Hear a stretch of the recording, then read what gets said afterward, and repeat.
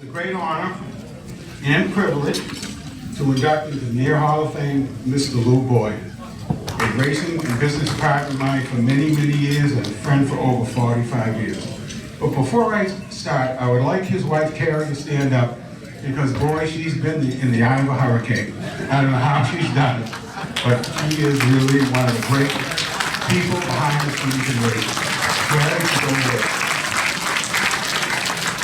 Well, Lou was a Renaissance man. He's done all kinds of things in racing. He was born in Amsterdam, New York, not too far from the Fonda Speedway. He had some illnesses as a child, and his neighbor took him to Fonda one night to get him out in some fresh air. That was it. He was hooked. The family then moved from Amsterdam to Wellesley, Mass., which is a hop, skip, and a jump away from the beloved Westboro Speedway. He started driving in 1962. His first race was at Cherryfield, Maine, which is a little above the Chias, over that way. And Cherryfield is famous for the home of Andy Santerre and also giving Lou his style. In 1963, he went to Westboro in a bomber driving for the late Ricky Falcone. In 1965, he was still at Westboro, drove for the late red two-gun diesel, the only race car driver we know that was indicted for bank robbery and beat the rap, the Falcone brothers. Then after the bombers, he went and he drove a late model for the Falcones. He also ran under the name of Batman at the time, and he had a big Batman on the side of the race car.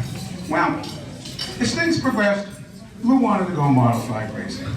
So in 1968, he bought a Norwood Arena former Harley sportsman car from Freddie Mancini, which was built by Pete Hamilton and all the gasoline alley guys. His first modified race, he went to the Lebanon Valley 200, which probably at the time had 150 cars showed up. He goes out this heat, and he lines up next to the legendary five-time Racer Champions winner, Dutch Hogue, and the 33, which had been driven by Bill Wimble, who's here today, until Billy got hurt in an accident. That's quite an auspicious beginning. Imagine your first time in the modified starting next to Dutch Hogue. That is something else. Well, Lou ran a bit, and in the next year or so, he decided to shake the car down. So what do you do if you live in Massachusetts, in northern Massachusetts? You go to the fabulous Hudson International Speedway. Well, Oscar Riddler, another Hall of Famer, was the promoter, and it was very heavily advertised open competition show, run what you brought. So Lou went up there, it was a sportsman, started in the pole, led about half the feature, wound up fifth. Goes to get the payoff. Oscar gives him $25, 20 and a 5 for finishing fifth in the super modified feature. Billed as an open competition show, Oscar says to him, "Hey kid, I'm taking the 20, you gotta join the club." So then it was back to ran Lebanon for a few years, and Lou finally realized his childhood dream of racing at Fonda. He raced at Fonda for 4 or 5 years until family and business commitments made him sort of retrench. During this time, he ran at Lakeville and other places like Midstate, North New York. Lakeville, now you want to be a full-time race car driver. Late in the year, they had a feature at Lakeville. It was a gloomy, cloudy day. They should have called it. The promoter called the meeting. Everyone decided, the heck with it, we'll run for trophies. Lou wins the feature and gets a trophy. The next week, the promoter, Stanley Kozlowski, comes up to Lou and said, "Hey, a few people filtered in. Here's a turkey.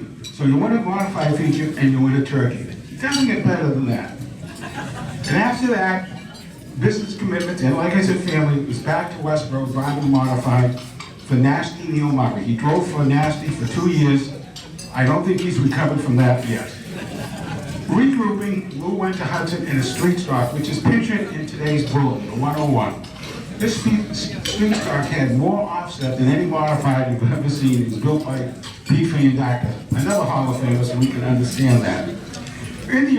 Around in the early 80s, one year, 331 cars raced at Hudson. There were 2 flips.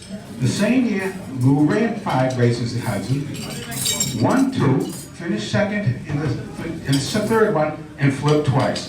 So we counted for all the flips that year at Hudson. Hudson was good. He had a lot of fun up there, running with Pete Van Dyke and Mike Murphy. Once one feature, I was standing in the infield, and Lou goes like this. I'm saying, what the heck is this guy doing? Then it finally dawned on me, there's no oil pressure. So he comes back again, I go for it. Now we were running these $300 engines from Texas Motor in Woburn. Luther Paul, Texas built these motors, they were cheapos. They were the Mongols of motors. They had parts from everywhere in the world, but they were fun. You'd run them and blow them up. So there's 5 laps to go, and Murphy is banging on the door, slam banging. Lou wins the feature, the motor blows up, and he disappears in a big cloud of smoke into the first turn. Afterwards, Mike comes huffing and puffing up the road. You banged me up the crack. The late Bill Welch, who was in our first class of '99, said to Mike, come on, you've been around here long enough. Put your big boy pants on. So that was Hudson. A lot of fun. And then, after some Hudson, the dirt track bug bit again. So it was off to Charlie Elliott, another Hall of Famer, up to the Canaan, New Hampshire Speedway. So Lou goes to see Charlie Elliott, the promoter, who he knew from Star and Hudson, Lee, etc. And Charlie was famous for his no-rule book. At best, Charlie would have a rule page. So Lou says to Charlie, what are the rules here, Charlie? He says, well, Lou, the driver must be behind the motor. The second rule is no drunk driving, with certain exceptions from those from northern New Hampshire. They just can't seem to do it sober. Lou had lots of success at Canaan, and he's never announced his retirement. To this day, he's still associated with racing people. He helped sponsor Dan Duval, won the 2015 Sprint Car in the New England Championship, and also was a mentor of Blake Shepard, who still runs the number 181. At about this time, Lou decided he became friendly. He wanted to do some publishing and writing. And the following days, he became very friendly with Kenny the Boot Shoemaker. Now, for those who ran against Kenny, I think Bill Wimble could probably tell you hundreds of stories. Kenny was a rough and tumble guy. His motor knew one position flat out all the time. So one night at Fonda, Lou puts Kenny in the fence. Not the greatest idea. The next week, Kenny retaliates, Lou goes in the fence. Our late friend Andy Fusco, who was very involved in dirt, writing, etc., was going to University of New York Law School in Albany and was living with the Shoemakers. So Andy decided to intercede. He said, look, Kenny, this is ridiculous. You're my friend. He said, you just wrecking cars. Why don't you guys talk it out? So the third week, they go off in the car and phone, they straighten it up. They became very, very good friends. As time went on, Kenny got older, Kenny got sick. Lou would visit him and sit down with a tape recorder and take all kinds of notes. Well, the first book published by Coastal 181 was They Call Me the Shoe. And it was about the biography of Kenny Shoemaker. Kenny then, his health deteriorated, Kenny passed away. Kenny's widow Barbara and family asked Lou if he would give the eulogy at the funeral. So Lou gives a eulogy, and afterwards he goes by the casket to pay his last respects. And there's Kenny holding a copy of They Call Me the Shoe in the casket. So this really piques Lou's interest. He said, Barbara, what's the story with Kenny in the casket holding the book? She said, well, Lou, when Kenny knew he was going to meet St. Peter, he wanted St. Peter to know that he was very fast, so he was bringing a copy of the book with him. This kind of summarizes Lou. In all the years of our friendship, you never know what was going to happen. And now Coastal 181 has published 22 books.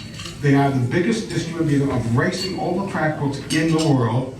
They've done books on Eddie Flemke, Buck Stevens, Richie Evans, Bill Wimble, among others. And it is my distinct honor to induct my good friend, Luke Boyd, into Hall of Fame.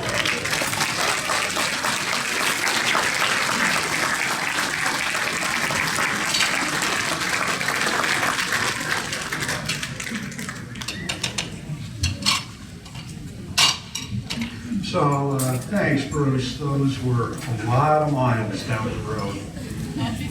You know, I was thinking, I think probably Bones and I have given a talk, an induction talk, on each of the near events since the beginning. But I'll tell you, it's one thing to be up here talking about Bugsy Stevens or Bill Wimble or Sam Posey. And it's another thing to be talking about yourself.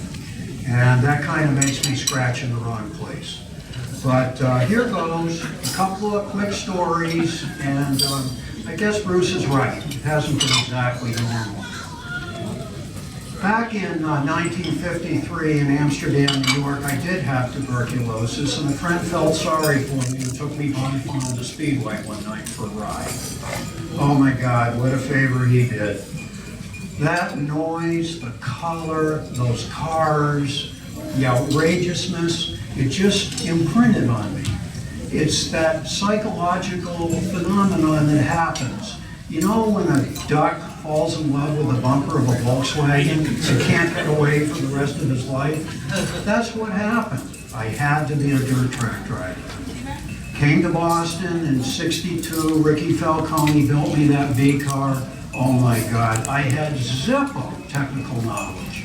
That thing would go through the turn bouncing like a pogo stick. So I thought, well, we'll fix that. We'll put grease fittings in those shock absorbers and slow them down. Well, that worked like a champ for one lap, and then the right front shock absorber split, real grease all over the right front tire, wham, right into the fence. Thought, wow, how am I going to get on top of this? These huge fields are huge. I thought all I could do is drive harder than everyone else. And I was willing to do that and flip the first 3 nights in a row. But oh my goodness, those race car people. Bruce mentioned Red Beso. What a piece of work he was. I drove for him. We won quite a bit of races, but it was a little hard on the ego. Every night he'd strap me in before the feature, turn around, and throw up. Oh my God. But then in 1972, Bruce and Dick Bergen and I decided we wanted to go to big block dirt track racing. And that little adventure was fueled by the Spring Sizzler. And oh my God, that show, it turned out to be just as dramatic as all of us hoped it would be. But there was one moment that I remember more than anything else that day. And that was right at the start. There was a test of serious testosterone between the starter, Earl Grant, and the pole sitter, Eddie Flinty. Eddie Flinty comes out of that fourth turn and jumps to start, and Earl wasn't having any. He threw the flags down, turned away, and walked away from the field right on the flag stand. It was a thing of beauty. 2 really great men right at the top of their game. That was the era of 500-inch, cubic-inch big blocks on the dirt, and we went everywhere. But I just coveted that Fonda win. And one night I came oh so close. I was racing against Gary Blue right on the end, and I really thought we could get it. And then all of a sudden, out comes the black flag. Bummed out, I pull into the pits. That wasn't the beginning of being bummed out. That's when I found out that the black flag was for Renee Charland. Oh, that was an awful long trip home. But you know, not necessarily as long as another trip home from Fonda and a Schaefer race. I went out there alone, as I often did, to drive for the Burning Liquor Store Modified. And I'm told I really flipped big time and went for an ambulance ride. But I don't remember anything, starting with the feature. I don't remember the crash. I certainly don't remember coming home. But as Bruce said, we did make wonderful friendships out there, and that was the beginning for Carrie, my wife, and me of this Coastal 181 book business that has given us just so much joy over the years. But back in the early 80s, it was back to New England. We were involved in a solar energy business in the time, and so it was back to the pavement. And those Mesra boys really did have Hudson cooking back then. We racked up quite a few wins. We had some outrageous cars. We renumbered No Sense, and we renumbered Me Too, and I became Finch Fenton. You just had to love that racing at Hudson. Hudson. My God. One of the things that was really cool, there was a restart one day, and the guy in the second place car jumps out of the car and races up to the starter and says, "My God, that idiot in the lead car is mirror driving me, and mirrors aren't allowed here. What are you going to do about it?" The starter didn't say a word, nary a word. Just walked down to the infield, picked up a rock, came up to the lead car, smashed the mirror, went back up on the starter stand and restarted the race.